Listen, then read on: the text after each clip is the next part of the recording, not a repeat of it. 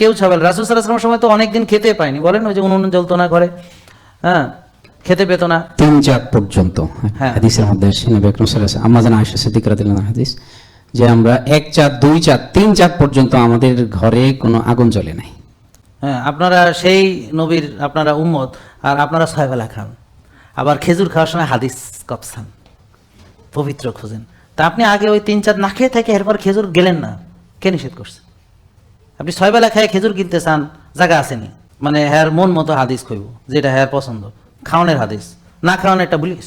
তারপর ওই যে ওনারা যে পাহাড়ে উঠতেন, ঘোড়ায় চড়তেন, তীরন্দাজি করতেন, দৌড় প্রতিযোগিতা করতেন, হ্যাঁ, তো রাসূল সাল্লাল্লাহু আলাইহি ওয়াসাল্লামও তো ওনার স্ত্রীর সঙ্গে দৌড়াইছেন, এবং ওনার স্ত্রী ওনাকে হেরা গুহাতে খাবার নিয়ে গেছে, মানে অনেক পরিশ্রম ছিল, নিচে কি নিচে না সেটা বিষয় না, তবে পরিশ্রম ছিল, ঠিক কিনা, অনেক কায়িক শ্রম ছিল।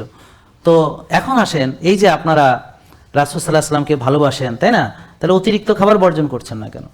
তাহলে উনি কি 6 বেলা খেয়েছেন এমন কোনো হাদিস আছে? তাহলে উনি পেটে কেন পাথর বেঁধেছিলেন সেটা জানেন আপনারা?